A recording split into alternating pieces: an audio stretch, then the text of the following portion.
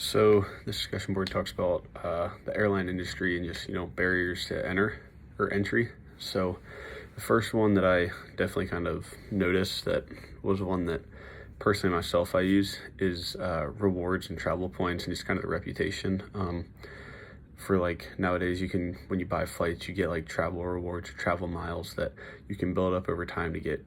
They turn into essentially money that you can use to fly other places and to use to make flights cheaper or to pay for a full flight. But with that, you also have like credit cards that will link up with these airlines, so when you spend money you're also getting miles.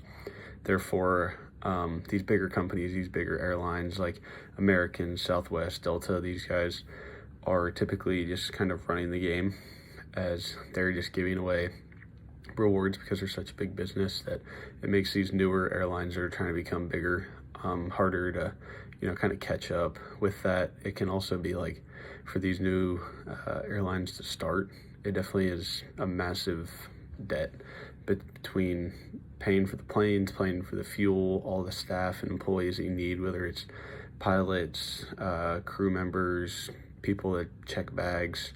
It's just a big cost for these new airlines to try to enter into this competition, especially if you're not guaranteed the big revenue like these other companies are get.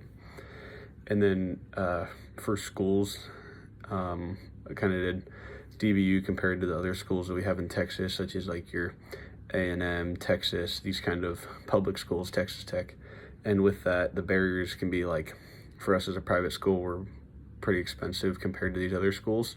But then also for test scores, we notice that some private schools tend to be a little higher on the education side. So your test scores have to be higher to get in, as well as the tuition.